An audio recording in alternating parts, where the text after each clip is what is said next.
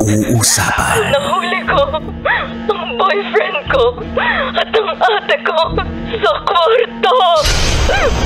Mga sikretong dito mo lang mapapakinggan. Top Secrets. Top Secrets. Top Secrets. Top Secrets. Hi Kabisyo, it's me once again, DJ Rocky Terra. At eto nga po ang programang Top Secrets kung saan nakakapagbahagi ang ating mga kabisyo ng kanilang pinakatatagong sikreto. At meron nga po tayong caller on the line kanina pa na nag-aabang, no? Kasi nag-commercial break tayo kaya nabitin tayo sa kanyang ikinukuwento sa ating sikreto. Emir from Quezon City na sa kasalukuyan po ay nasa ibang bansa. Nasaan ka nga ngayon? Nasa Saudi Arabia po. Saudi Arabia. So, Emir, Yes, nandun na po. tayo sa parte na yung kaibigan, yung kaibigan mo umuwi ng Pilipinas. Tapos naiwan yung jowa niya sa bansa. Tapos, Yes, po. in-invite ka over. Tapos nagulat ka, dalawa lang kayo yung nandoon. Sabi niya, it's just you and me. Tapos tinanong ka niya kung marunong kang magmasahe. O, anong sinagot mo? Yes! Yes. Oh, yes. O, tapos anong sunod na ginawa mo? At yun nga po, di sabi niya, sabi niya, okay, sabi niya. Tapos maya po, bigla siyang tumayo. Bali nakaupo po kasi kami sa kame. Tapos bigla siyang tumayo. Tapos, pumasok siya sa banyo. Paglabas niya, nakatapis na lang siya. Tapos, eto DJ Rocky, dito ako nag-invite kasi hindi pa nagpa-flag ceremony yung kanya. Alam ko na Dax. Sabi ko, parang kinabahan ako kasi sabi ko, ano ba itong pinasok ko? Sabi ko, kayanin ko kaya ito. Mm-hmm. Tapos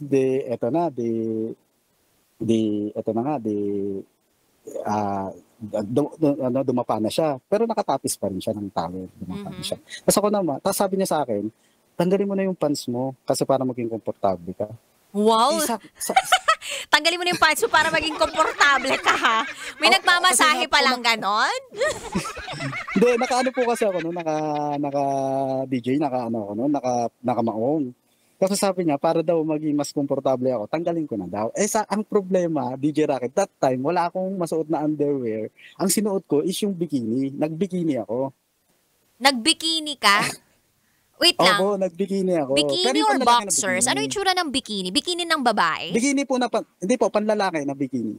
Ah, okay. Okay. So ngayon, sabi ko, nahihiya ako. Tapos sabi niya sa akin, okay lang. Sabi niya, it's okay. Sabi niya, even me, I don't wear anything at all. Sabi niya, ganon. Tapos syempre, hinubad ko na din. Nagtanggal na ako ng pants. Tapos umibabaw na ako din sa likuran niya, massage, kunyari. Tapos sabi niya, yeah, it feels good, ganyan. Tapos nung medyo, siguro, mga 20 minutes ko nang minamasa yung likod niya, sabi niya, wait. Tapos ako naman, umistop ako. Tapos umalis ako sa pagkakaibabaw ko sa likuran niya. Kasi bigla siyang humarap. Tumihaya. Oo, tumihaya. Tapos pag tihaya niya, tanggal na din yung tapis. Oh, welcome. Welcome, Enter the Dragon na ba to? Yes. Opo, nakita ko ang Malampaya Power Plant. Anong nakita mo? Nakita ko Malampaya Power Plant. Malampaya Power Plant. Matindi-tindi ba ang enerhiya ng power na yon? Na nanggagaling doon? Matindi. Tapos, kasi po nandun ako sa gilid niya. So, paano niya sinenyas? Na, ito na. Hindi po niya sinenyas. Siguro, alam din niya na papayag ako. Tapos ngayon, kinuha niya yung kamay ko. Nilagay niya doon kay Junjun niya. Di, syempre, sabi ko, palay na lumalapit sa manok. Ayaw pa ba ako? Tapos, di, syempre, dala na rin ng medyo nakainom. Di, yun nga, nangyari hindi dapat mangyari. Although, that time talaga, DJ Rocky, nasaktan talaga ako doon. Kasi, sabi ko, first time ko kasi maka-encounter ng, kasi ganun kalaki. Nakikita mo yung mic ko ngayon? Ganito kalaki? O mas malaki pa dito? Hindi naman ganyan kalaki, DJ Rocky. Pero, OA naman pala to. Alam mo yung bote ng Red Bull. Ganon? Parang ganun. Pero mahaba lang ng konti. OMG. Okay. Pero pagkatapos nun, anong naramdaman mo? Yun. Di, syempre, parang sabi ko sa kanya, hindi ko kaya. Tapos parang pinilit niya kasi. Though, di ako naman, di parang, syempre, kompleto naman siya sa parapernalyas. Tapos sabi niya, para daw ganahan ako, nagulat ako DJ Rocky. Pinakita niya sa akin, yung, akala ko magpapanood siya sa akin ng Yorny. Oh. Yung pala, ang pinapanood niya sa akin is yung video nila nung friend ko.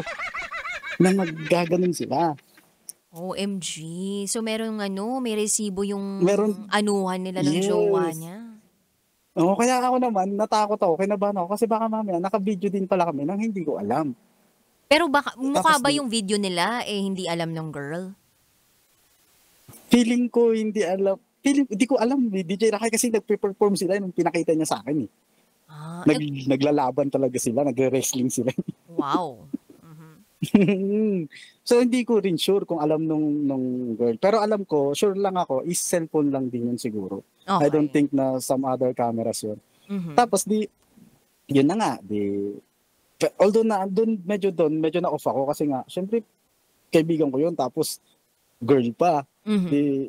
Medyo na off ako doon. Tapos nung after nun that day, parang lagi niya na akong kinokontak. Mhm. Siguro, masikip daw eh. Tapos lagi niya na akong kinokontak. Tapos sabi ko, at that time, nung kinokontak niya na ako, bumalik na yung friend ko. Mhm. Galing Pilipinas. Tapos ang problema nito, yung apartment ng friend ko tsaka yung compound nila magkatapat. Oh, so makikita ka kung sakaling kayo. Yes. Magkakaroon kayo ng Kaya bakbakan.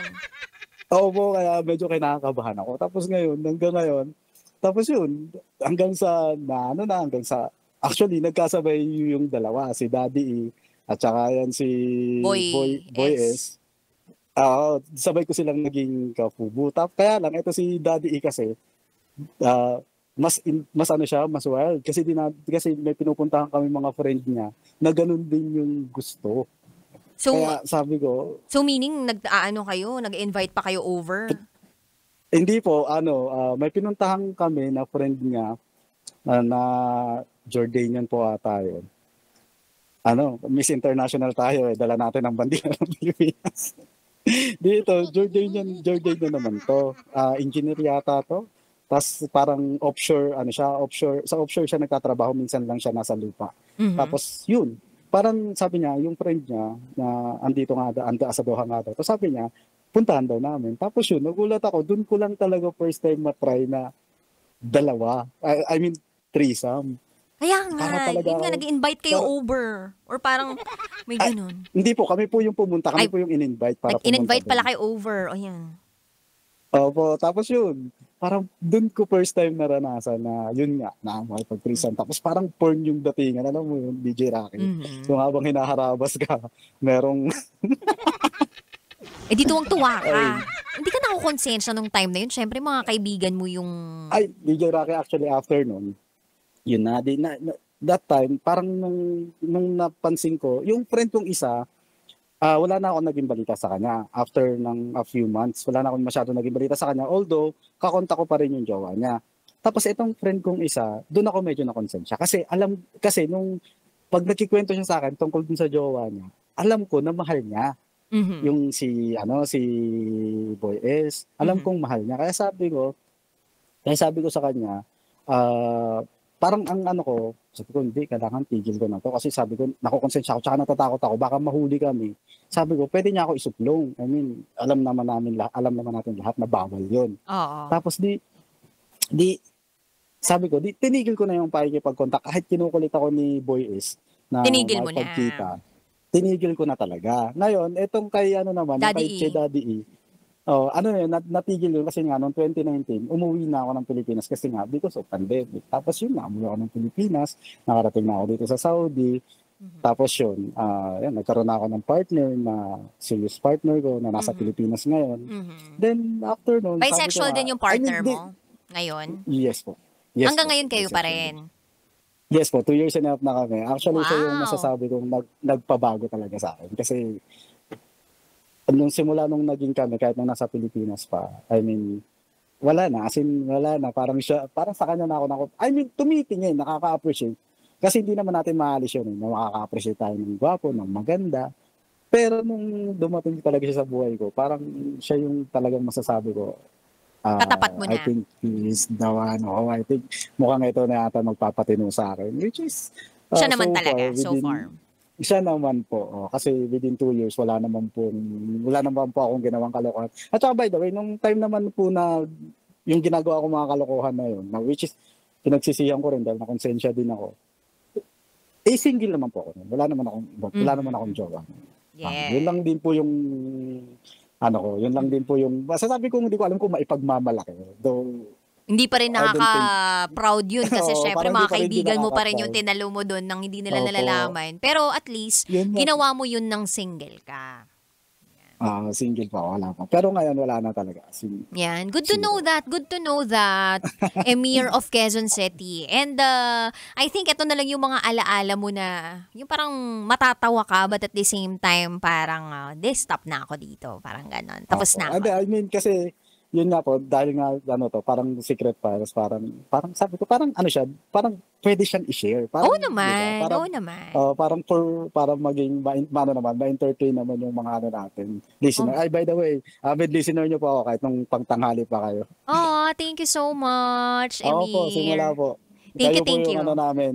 Sana nga lang talaga hindi ako mabusesa ng mga kasama ko sa trabaho kasi nakikinig din sila ngayon. Sana lang hindi nila Thank ako you. nabubusesa. Akala ko, yung episode nga natin ngayon akala ko pang Friday na pang bukas to Kasi, Ay, pambukas po ba? oo SPG2 Pero hindi, okay lang to. Thank you so much for calling, ha? maraming And it's good to salamat know na po, meron ka DJ. ng partner ngayon and serious ka about your relationship. Yeah. Yan. Thank you, Emir. Maraming salamat po, DJ Rocky. And have a good night. Have a good night. At dyan po natapos ang pag-share sa atin ng top secret ni Emir of Quezon City na kasalukuyan nagtatrabaho sa ibang bansa. And minsan talaga may mga magagawa tayo sa buhay natin na hindi okay, na mali, na alam nating mali, na ikasasakit ng ibang tao. And in particular, kaibigan pa. Pero wala We're just human beings na minsan talaga nakakagawa ng mga malulupit na pagkakamali o kasalanan.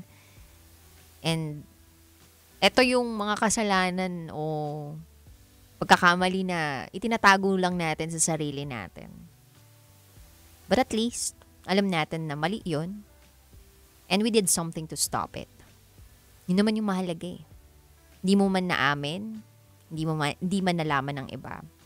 At least you did something to stop it. Kasi alam mong mali.